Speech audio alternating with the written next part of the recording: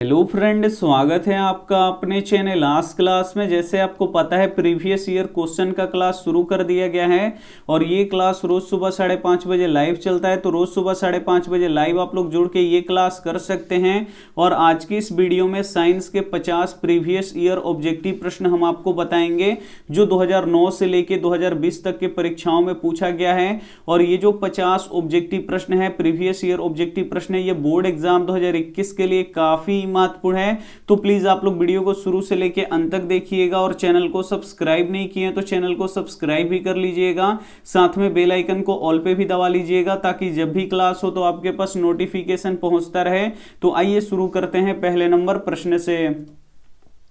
पहला नंबर प्रश्न है कि विद्युत फ्यूज धारा के किस प्रभाव पे कार्य करता है। काफी महत्वपूर्ण प्रश्न है कि विद्युत फ्यूज धारा के किस प्रभाव पे कार्य करता है। ए ऑप्शन है ऊष्मीय प्रभाव पे, बी ऑप्शन है चुंबकीय प्रभाव पे, सी ऑप्शन है रासायनिक प्रभाव पे, डी ऑप्शन है इनमें से कोई नहीं। तो यहाँ पे आपको बताना है कि विद्युत फ्यूज धारा के किस प्रभाव पे कार्य करता है। तो ऊष्मीय प्रभाव पे कार्य करता है, इसे आपको याद रखना है। यानी यहाँ पे ए ऑप्शन क्या हो जाएगा, यहाँ पे बिल्कुल ही सही हो जाएगा। ये देखते हैं अगला प्रश्न 2 नंबर प्रश्न है कि हाइड्रा में प्रजनन किस विधि से होता है। यह भी काफी महत्वपूर्ण प्रश्न है कि हाइड्रा में प्रजनन किस विधि से होता है। ए ऑप्शन है द्विखंडन से, बी ऑप्शन है मुकुलन से, सी ऑप्शन है अलैंगिक जनन से, डी ऑप्शन है इनमें से कोई नहीं। तो यहाँ पे आपको बताना है कि हाइड्रा में प्रजनन किस विधि से होता है। तो मुकुलन विधि से होता है, इसे आपको याद रखना है। यानी यहाँ पे बी ऑप्शन क्या हो जाएगा, यहाँ पे बिल्कुल ही सही हो जाएगा। ये देखते हैं अगला प्रश्न 3 नंबर प्रश्न है कि हीलियम कैसा तत्व है। यहां पे आपको बताना है कि हीलियम कैसा तत्व है। ए ऑप्शन है अक्रिय, बी ऑप्शन है क्रियाशील, सी ऑप्शन है सक्रिय, डी ऑप्शन है उदासीन। तो यहाँ पे आपको बताना है कि हीलियम कैसा तत्व है। तो हीलियम कैसा तत्व है, अक्रिय तत्व है, इसे आपको याद रखना है।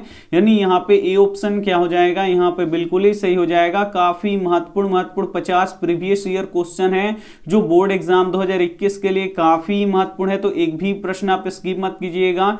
वीडियो को प्लीज आप लोग शुरू से लेकर अंत तक देखिएगा और इसमें से जो भी प्रश्न आपको याद ना हो तो प्लीज आप लोग उसे नोटबुक पे लिख के जरूर याद कर लीजिएगा। ये देखते हैं अगला प्रश्न 4 नंबर प्रश्न है कि किसी कुंडली का प्रतिरोध ज्ञात करने के लिए सूत्र क्या होता है। यह भी काफी महत्वपूर्ण प्रश्न है कि किसी कुंडली का प्रतिरोध ज्ञात करने के लिए सूत्र क्या होता है। तो R=V/I होता है, इसे आपको याद रखना है। यानी यहाँ पे सी ऑप्शन क्या हो जाएगा, यहाँ पे बिल्कुल ही सही हो जाएगा। ये देखते हैं अगला प्रश्न 5 नंबर प्रश्न है कि प्रकृति में ऑक्सीजन का संतुलन कैसे बना रहता है। यह भी काफी महत्वपूर्ण प्रश्न है कि प्राकृतिक में ऑक्सीजन का संतुलन कैसे बना रहता है। ए ऑप्शन है संयोजन क्रिया से, बी ऑप्शन है प्रकाश संश्लेषण की क्रिया से, सी ऑप्शन है अपघटन से, डी ऑप्शन है इनमें से कोई नहीं। तो यहाँ पे आपको बताना है कि प्रकृति में ऑक्सीजन का संतुलन कैसे बना रहता है।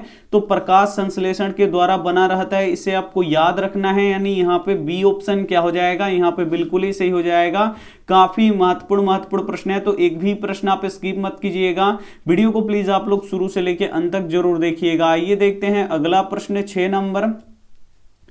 नंबर प्रश्न है कि आवर्त सारणी में कितने आवर्त होते हैं। काफी महत्वपूर्ण प्रश्न है ये भी कि आवर्त सारणी में कितने आवर्त होते हैं। ए ऑप्शन है 7, बी ऑप्शन है 9, सी ऑप्शन है 8, डी ऑप्शन है 12। तो यहाँ पे आपको बताना है कि आवर्त सारणी में कितने आवर्त होते हैं। तो 7 आवर्त होते हैं, इसे आपको याद रखना है। यानी यहाँ पे ए ऑप्शन क्या हो जाएगा, यहाँ पे बिल्कुल ही सही हो जाएगा। और वर्ग कितने होते हैं, तो 18 होते हैं, तो इसे भी साथ में आपको याद रखना है। आइए देखते हैं अगला प्रश्न 7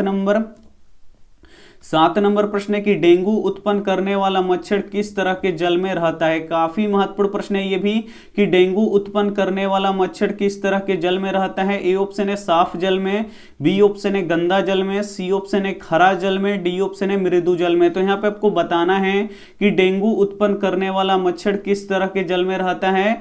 तो साफ जल में रहता है, इसे आपको याद रखना है। यानी यहाँ पे बी ऑप्शन क्या हो जाएगा, यहाँ पे बिल्कुल ही सही हो जाएगा। ये देखते हैं अगला प्रश्न 8 8 नंबर प्रश्न है कि मानव के हृदय में कितने कोष्ठ होते हैं। ये भी काफी महत्वपूर्ण प्रश्न है कि मानव के हृदय में कितने कोष्ठ होते हैं। ए ऑप्शन है 2, बी ऑप्शन है 8, सी ऑप्शन है 1, डी ऑप्शन है 4। तो यहाँ पे आपको बताना है कि मानव के हृदय में कितने कोष्ठ होते हैं, तो 4 कोष्ठ होते हैं, इसे आपको याद रखना है। यानी यहाँ पे डी ऑप्शन क्या हो जाएगा, यहाँ पे बिल्कुल ही सही हो जाएगा। ये देखते हैं अगला प्रश्न यहाँ पे 9 नंबर प्रश्न है कि OH किस क्रियाशील मूलक कौन है। यहाँ पे आपको बताना है कि OH का क्रियाशील मूलक कौन है। ए ऑप्शन है कीटोन, बी ऑप्शन है एल्डिहाइड, सी ऑप्शन है एल्कोहल, डी ऑप्शन है इनमें से कोई नहीं। तो यहाँ पे आपको बताना है कि OH का क्रियाशील मूलक कौन है, तो एल्कोहल है, इसे आपको याद रखना है। यानी यहाँ पे सी ऑप्शन क्या हो जाएगा, यहाँ पे बिल्कुल ही सही हो जाएगा। ये देखते हैं अगला प्रश्न है 10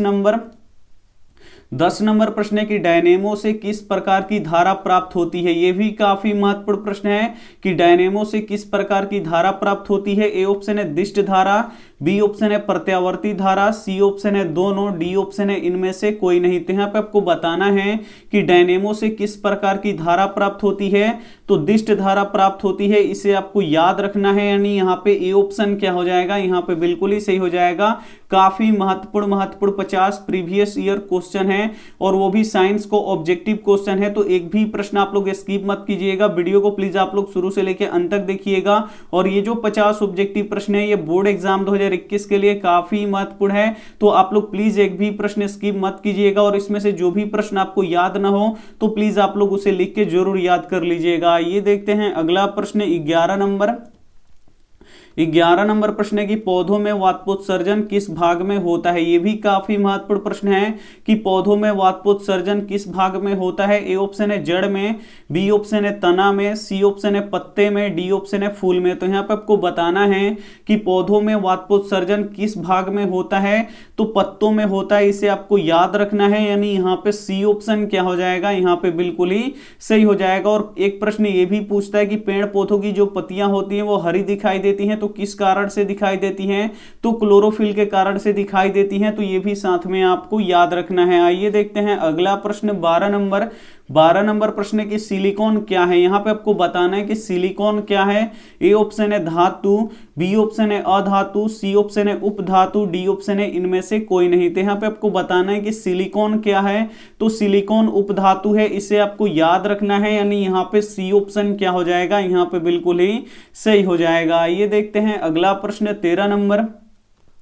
13 नंबर प्रश्न है कि निम्नलिखित में से कौन बायोगैस का स्रोत नहीं है। इसमें से आपको बताना है कि कौन बायोगैस का स्रोत नहीं है। ए ऑप्शन है लकड़ी, बी ऑप्शन है गोबर गैस, सी ऑप्शन है नाभिकीय ऊर्जा, डी ऑप्शन है कोयला। तो यहाँ पे आपको बताना है कि निम्नलिखित में से कौन बायोगैस का स्रोत नहीं है, तो नाभिकीय ऊर्जा नहीं है, इसे आपको याद रखना है। यानी यहाँ पे सी ऑप्शन क्या हो जाएगा, यहाँ पे बिल्कुल ही सही हो जाएगा। ये देखते हैं अगला प्रश्न यहाँ पे 14 नंबर प्रश्न है कि मानव का प्रंकुचन दाब कितना होता है। काफी महत्वपूर्ण प्रश्न है कि मानव का प्रंकुचन दाब कितना होता है। ए ऑप्शन है 120 mmHg, बी ऑप्शन है 150 mmHg, सी ऑप्शन है 90 mmHg, डी ऑप्शन है 200 mmHg। तो यहाँ पे आपको बताना है कि मानव का प्रंकुचन दाब कितना होता है, तो 120 mmHg होता है, इसे आपको याद रखना है। यानी यहाँ पे ए ऑप्शन क्या हो जाएगा, यहाँ पे बिल्कुल ही सही हो जाएगा। ये देखते हैं अगला प्रश्न 15 नंबर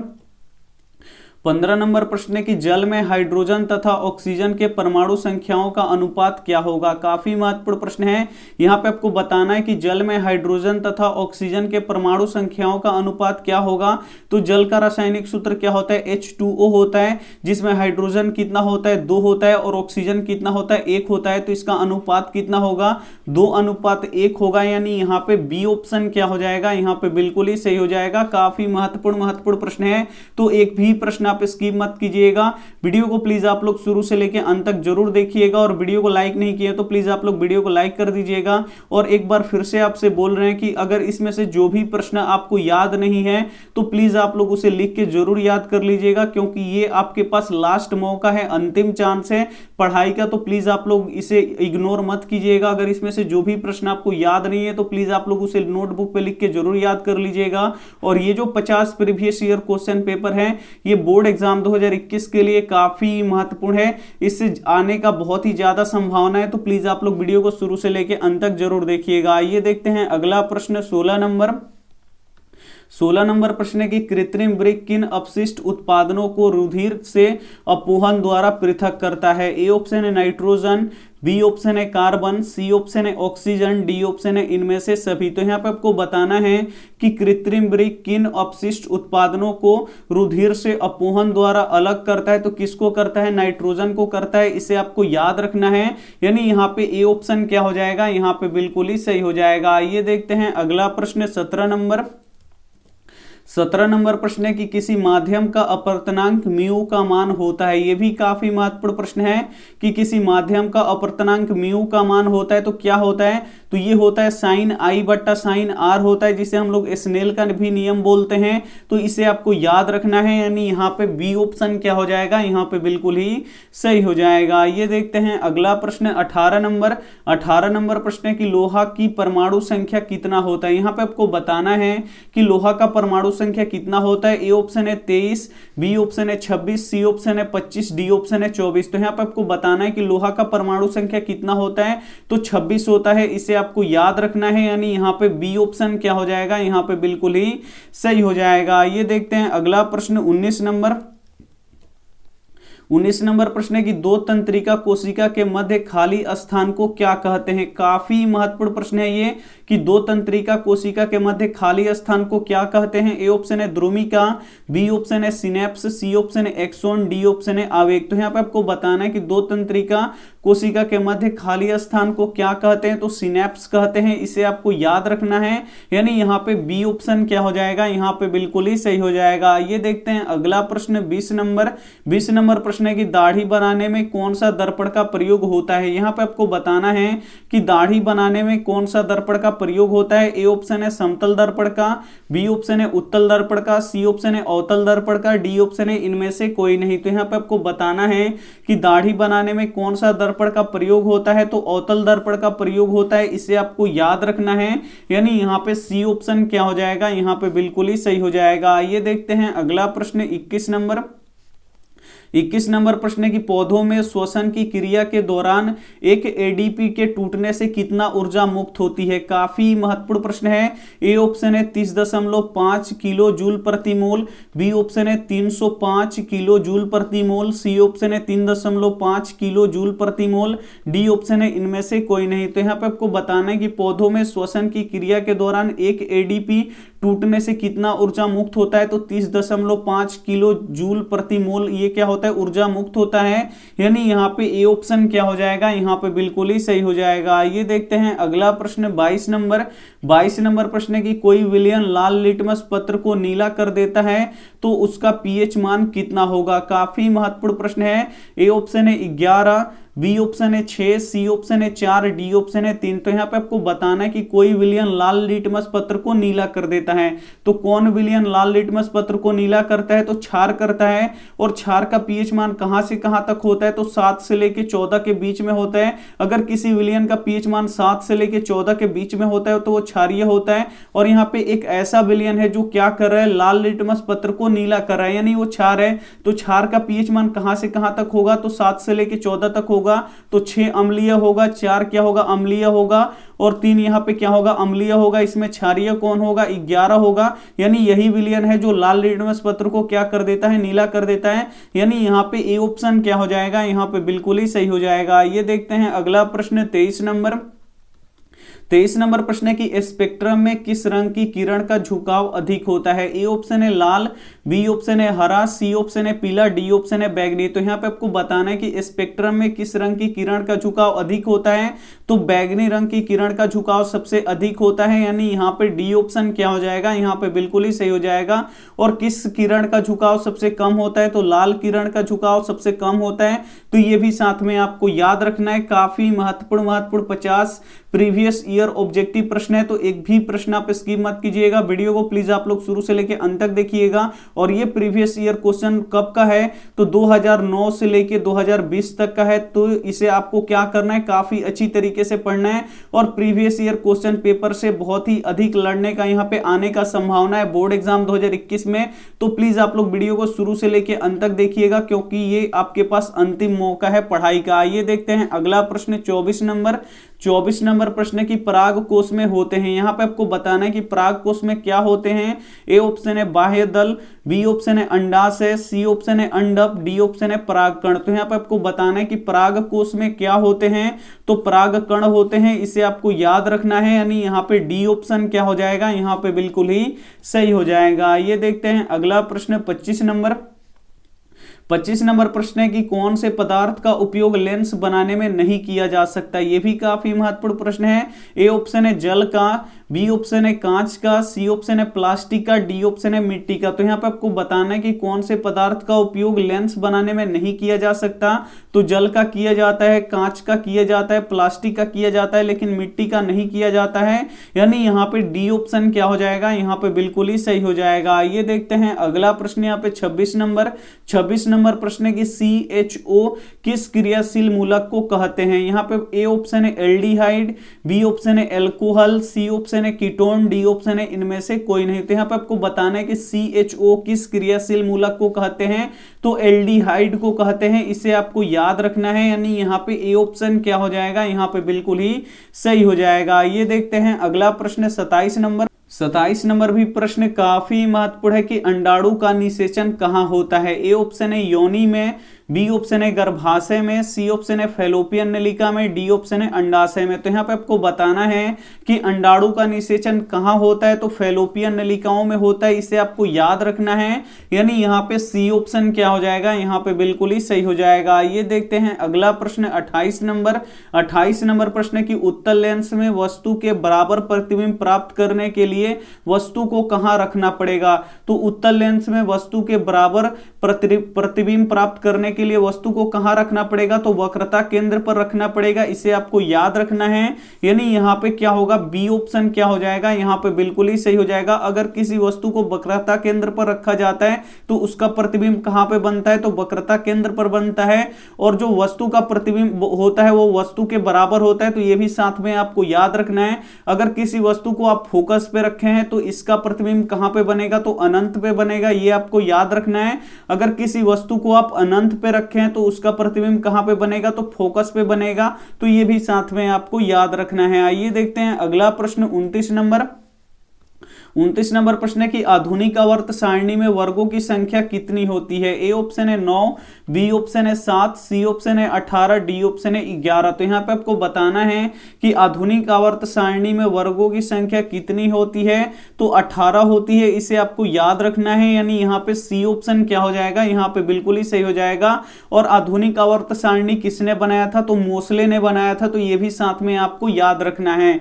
आइए देखते हैं अगला प्रश्न 30 नंबर प्रश्न है कि विकासीय दृष्टिकोण से हमारी किससे अधिक समानता है। ए ऑप्शन है चीन के विद्यार्थी से, बी ऑप्शन है चिंपैंजी से, सी ऑप्शन है मकड़ी से, डी ऑप्शन है जीवाणु से। तो यहाँ पे आपको बताना है कि विकासीय दृष्टिकोण से हमारी किससे अधिक समानता है, तो चिंपैंजी से है, इसे आपको याद रखना है। यानी यहाँ पे बी ऑप्शन क्या हो जाएगा, यहाँ पे बिल्कुल ही सही हो जाएगा। ये देखते हैं अगला प्रश्न 31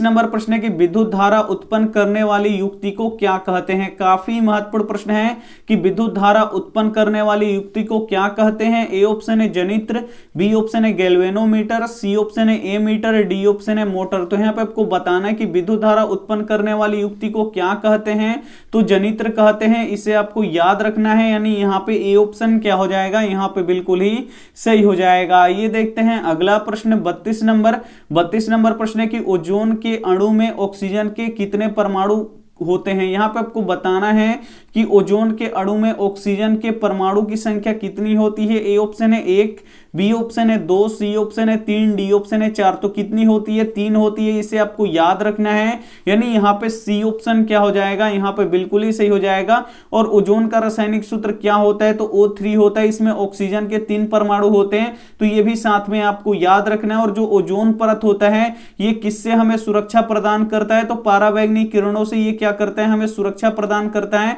तो ये भी साथ में आपको याद रखना है। आइए देखते हैं अगला प्रश्न 33 नंबर। 33 नंबर प्रश्न है कि फूल में नर प्रजनन अंग कौन सा होता है। यहाँ पे आपको बताना है कि फूल में नर प्रजनन अंग कौन सा होता है। ए ऑप्शन है पुंकेसर, बी ऑप्शन है अंडप, सी ऑप्शन है वर्तिकाग्र, डी ऑप्शन है वर्तिका। तो यहाँ पे आपको बताना है कि फूल में नर प्रजनन अंग कौन सा होता है। तो पुंकेसर होता है, इसे आपको याद रखना है। यानी यहाँ पे ए ऑप्शन क्या हो जाएगा? यहाँ पे बिल्कुल ही सही हो जाएगा। ये देखते हैं अगला प्रश्न 34 नंबर। 34 नंबर प्रश्न है कि लघु पथन के समय परिपथ में विद्युत धारा का मान ए ऑप्शन है कम हो जाता है, बी ऑप्शन है स्थिर रहता है, सी ऑप्शन है बहुत अधिक बढ़ जाता है, डी ऑप्शन है निरंतर परिवर्तित होते रहता है। तो यहाँ पे आपको बताना है कि लघु पथन के समय परिपथ में विद्युत धारा का मान क्या होता है। तो बहुत ही अधिक बढ़ जाता है, इसे आपको याद रखना है। यानी यहाँ पे सी ऑप्शन क्या हो जाएगा? यहाँ पे बिल्कुल ही सही हो जाएगा। ये देखते हैं अगला प्रश्न 35 नंबर। 35 नंबर प्रश्न की एथेन का आणविक सूत्र C2H6 है। तो इसमें ए ऑप्शन है 6 सहसंयोजक बंधन है, बी ऑप्शन है 7 सहसंयोजक बंधन है, यहाँ पे सी ऑप्शन है 8 सहसंयोजक बंधन है, डी ऑप्शन है 9 सहसंयोजक बंधन है। तो यहाँ पे क्या दिया है? एथेन का आणविक सूत्र दिया है C2H6। तो यहाँ पे 2 कार्बन लिख देंगे और यहाँ पे 1 बॉन्ड होगा और यहाँ पे 1 हाइड्रोजन होगा, यहाँ पे 1 हाइड्रोजन होगा और यहाँ पे 1 हाइड्रोजन होगा। यहाँ पे कार्बन का 4 वैलेंसी होता है, ये संतुष्ट हो गया। और यहाँ पे भी 1 हाइड्रोजन होगा, यहाँ पे भी 1 हाइड्रोजन होगा और यहाँ पे भी क्या होगा? 1 हाइड्रोजन होगा। तो यहाँ पे देखिए कार्बन कितना है? 2 है, तो यहाँ पे कार्बन 2 हो गया। हाइड्रोजन 6 है, तो यहाँ पे गिन लीजिए 3 इधर है 3 इधर है, यानी यहाँ पे 6 हो गया। तो ये क्या है? इथेन का ये क्या है? आणविक सूत्र है। अब यहाँ पे देखिए हाइड्रोजन का यहाँ पे क्या देखना है आपको? यहाँ पे कितने इसमें सहसंयोजक बंधन है? तो 1 2 3 4 और यहाँ पे 5 6 7 है। तो यहाँ पे कितना हो जाएगा? यहाँ पे बी ऑप्शन क्या हो जाएगा? यहाँ पे बिल्कुल ही सही हो जाएगा। तो उम्मीद करते हैं ये प्रश्न आपको काफी अच्छी तरीके से समझ में आया होगा। आइए देखते हैं अगला प्रश्न यहाँ पे 36 नंबर। 36 नंबर प्रश्न है कि मनुष्य में वृक्क एक तंत्र का भाग है जो संबंधित है। ए ऑप्शन है पोषण से, बी ऑप्शन है श्वसन से, सी ऑप्शन है उत्सर्जन से, डी ऑप्शन है परिवहन से। तो यहाँ पे आपको बताना है कि मनुष्य में वृक्क एक तंत्र का भाग है जो संबंधित है किससे? तो ये किससे संबंधित है? उत्सर्जन से संबंधित है, इसे आपको याद रखना है। यानी यहाँ पे सी ऑप्शन क्या हो जाएगा? यहाँ पे बिल्कुल ही सही हो जाएगा।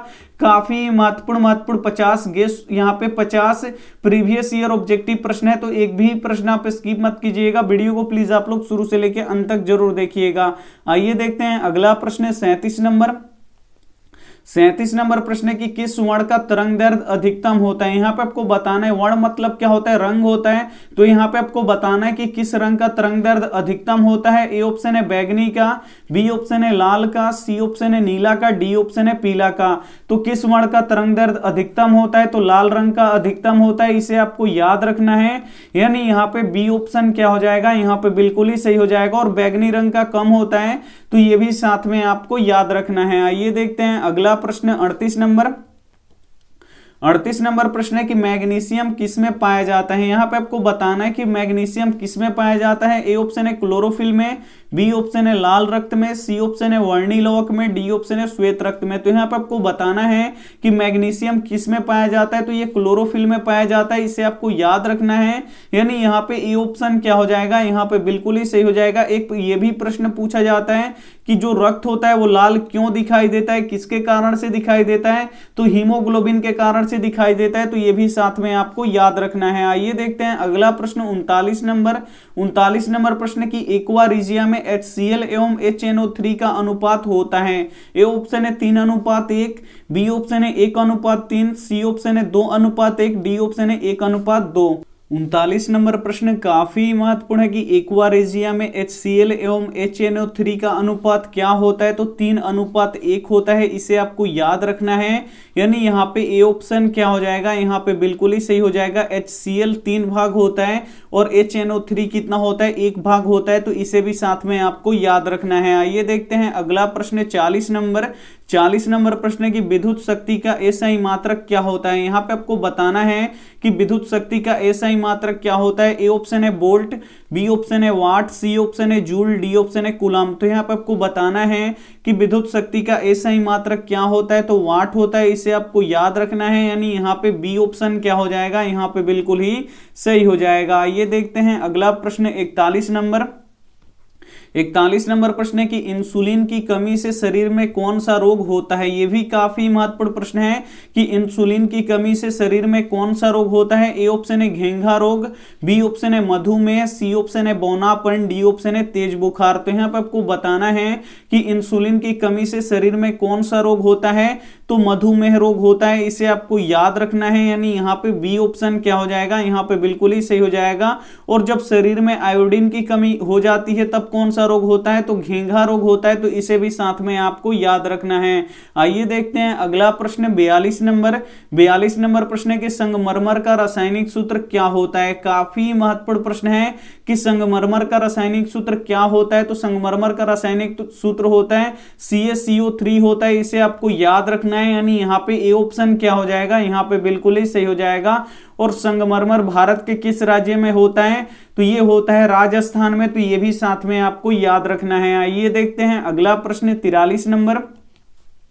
43 नंबर प्रश्न है कि विद्युत बल्ब का तंतु बना होता है। काफी महत्वपूर्ण प्रश्न है। यहाँ पे आपको बताना है कि विद्युत बल्ब का जो तंतु होता है वो किसका बना होता है। ए ऑप्शन है लोहा का, बी ऑप्शन है तांबा का, सी ऑप्शन है टंगस्टन का, डी ऑप्शन है एल्यूमिनियम का। तो यहाँ पे आपको बताना है कि विद्युत बल्ब का तंतु बना होता है तो किसका बना होता है, तो ये बना होता है टंगस्टन का, तो इसे आपको याद रखना है। यानी यहाँ पे सी ऑप्शन क्या हो जाएगा, यहाँ पे बिल्कुल ही सही हो जाएगा। ये देखते हैं अगला प्रश्न 44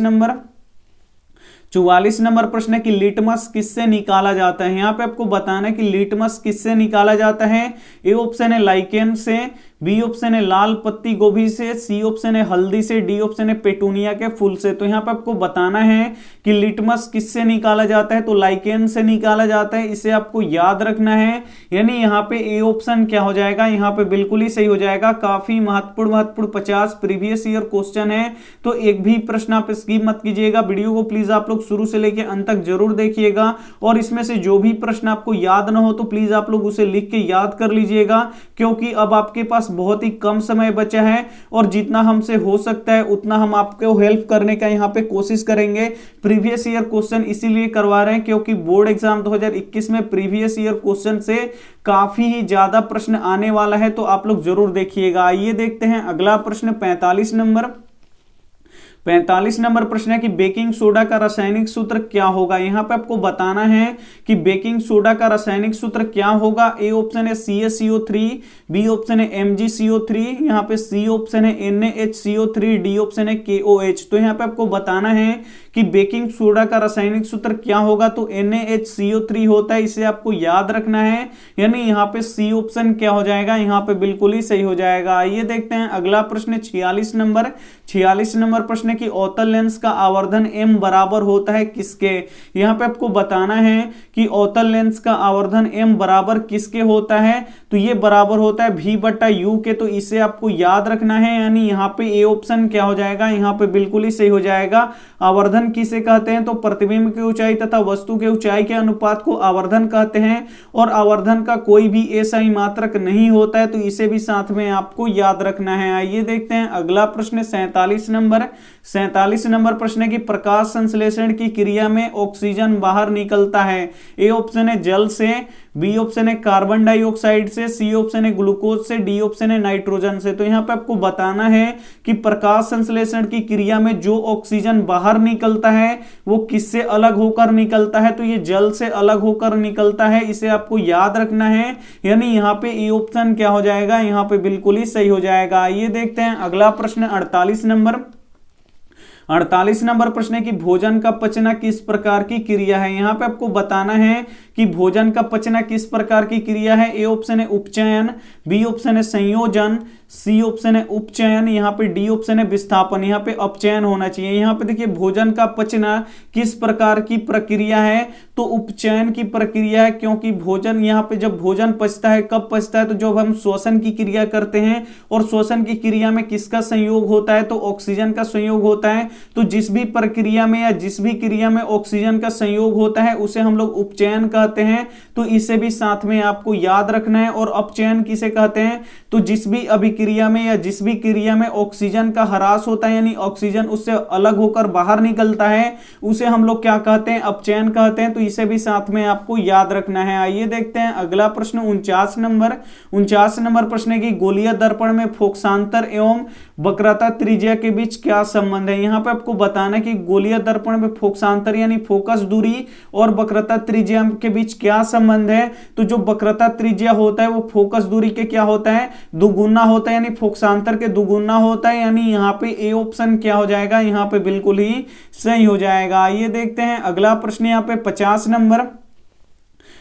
नंबर प्रश्न है कि किसी उदासीन विलयन का पीएच मान कितना होता है। यहाँ पे आपको बताना है कि किसी उदासीन विलयन का पीएच मान कितना होता है। ए ऑप्शन है 5, बी ऑप्शन है 7, सी ऑप्शन है 14, डी ऑप्शन है यहाँ पे 0। तो यहाँ पे आपको बताना है कि किसी उदासीन विलयन का पीएच मान कितना होता है, तो 7 होता है। इसे आपको याद रखना है, यानी यहाँ पे बी ऑप्शन क्या हो जाएगा, यहाँ पे बिल्कुल ही सही हो जाएगा। यहाँ पे आप 50 प्रीवियस ईयर ऑब्जेक्टिव प्रश्न आप लोग यहाँ पे देख चुके हैं, जो 2009 से लेके और 2021 यहाँ पे 2020 तक पूछा गया है। तो इसमें अभी हम 85 ऑब्जेक्टिव प्रश्न आपको करवाए हैं। इसके और भी पार्ट आएंगे तो उसको भी आप लोग देख लीजिएगा।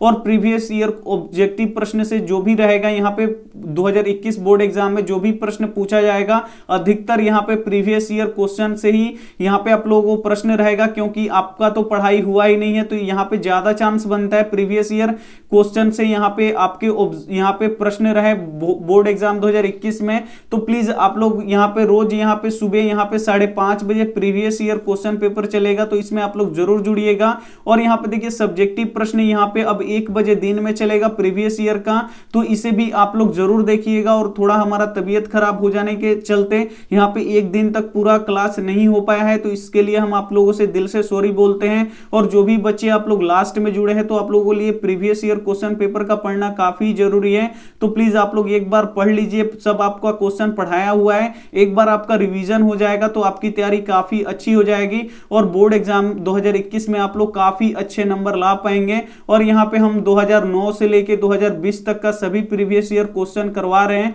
तो प्लीज आप लोग हमसे जरूर जुड़िएगा। कब जुड़ना है आपको, तो डेली यहाँ पे सुबह 5:30 बजे, ये टाइम आप लोग नोट कर लीजिए।